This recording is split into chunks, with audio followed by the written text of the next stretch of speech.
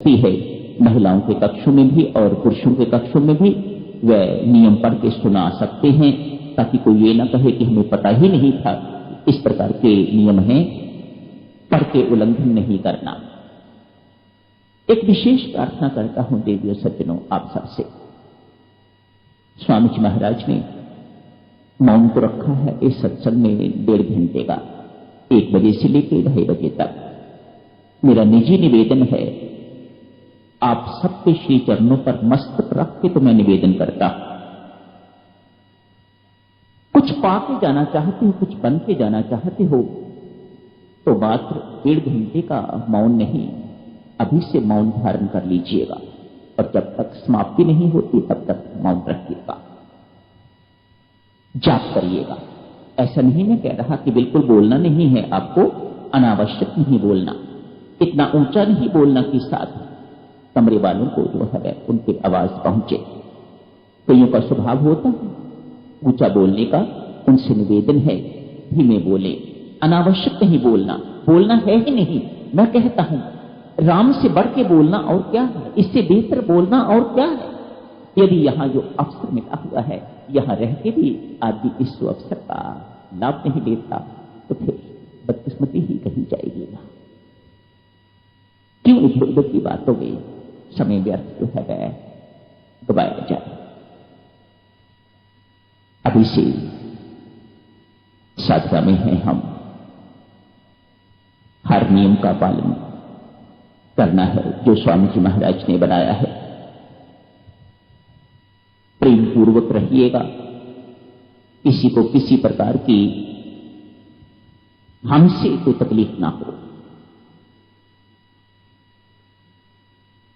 किसी को किसी चीज की आवश्यकता हो, यहां के प्रबंधक हैं उनसे मिलिए, उनसे निवेदन करिएगा, वह आपको मंगवा देंगे, वह आपकी हर समस्या का समाधान करें। जो भी आपकी तकलीफ है किसी प्रकार की, कई प्रकार की होती है, डॉक्टर भी आए हुए हैं, परमेश्वर करेंगे किसी को ऐसी आवश्यकता ना पड़े। पर यदि किसी को शरीर में दर्द हो जाती है, कोई पीड़ा इत्यादि कुछ इस प्रकार की है, तो वह उनसे भी संपर्क कर सकते हैं कुछ लेने के लिए। नहीं तो भक्तजनों जाप कीजिएगा,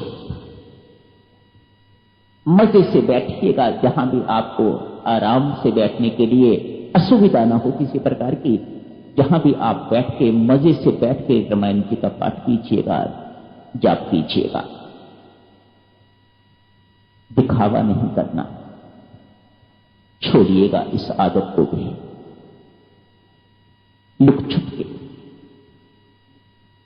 परमात्मा को दिखाओ। इंसान को व्यक्ति दिखाता है तो उसे दिखावा कहा जाता है, और परमात्मा को दिखा के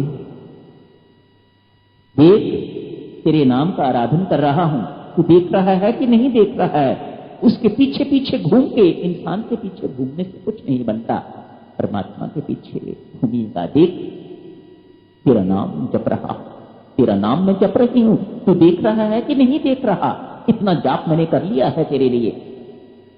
ये दिखावा नहीं माना जाता, ये तो भीतर की बात है।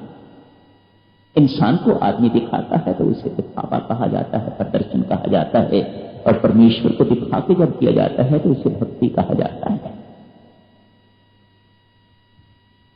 ये सब चीजें ना हो तो ठीक है। तो अभी से साधना का शुभारंभ है। गुरुजनों से आशीर्वाद लेते हैं, परमेश्वर से आशीर्वाद लेते हैं। परमात्मा हर कार्य के शुभारंभ में आपसे मंगल आशीष देते हैं। ये तो वह कार्य है जिसके लिए आपने स्वयं बुलाया है। हमने नाम भेजा था, आपने स्वीकार कर लिया है। अब जिस काम के लिए परमात्मा बुलाया है वह काम करवा हमारे से। हमारे वश की बात होती, आप तो भली भांति जानते हो, तो हम घर बैठे भी ये सब कुछ कर सकते थे। स्पष्ट है, आपके श्री चरणों का आश्रय दिए बिना ये नहीं सिलसिला हो सकता। इसीलिए तो आपके श्री चरणों में बुलाया है महाराज धीराज, वरना ये सब कुछ घर में भी हो सकता था। रामायण पढ़ रहे हैं लोग, अपने घर में आज से नवरात्र आरंभ है, उससे पहले भी पढ़ रहे हैं, अभी भी पढ़ रहे हैं। फिर यहां विशेष हमें क्यों बुलाया गया है, क्यों हमारे पैसे खर्च करवाए गए हैं, क्यों हमें दलिया खिलाया जाएगा यहाँ पर? घर तो बहुत अच्छा कुछ खाने को मिलता है। तो स्पष्ट है कोई कारण अवश्य होगा, और जो भी कारण है साधक जन उसका लाभ लीजिएगा। अपने लिए एक प्रार्थना करूं, आप सब मेरे से बात करना चाहते हैं, मैं स्वीकार करता हूं। ये आपका स्नेह है, आप अधिकार भी मानते हो, पर कभी ऐसा भी तो सोचना चाहिए 250 पौने 300 लोग हैं, पहले दिन आने पर ही सब बात करना चाहेंगे तो मेरी क्या दुर्गति होगी।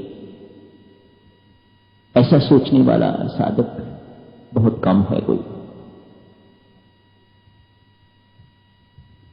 प्रार्थना है आप सबकी सेवा में, भेद की बात कहता हूं मेरी माताओं सज्जनों, यदि आपको स्वीकार हो, मैं तो कह ही सकता हूं, स्वीकार करना ना स्वीकार करना ये आपके अधीन है।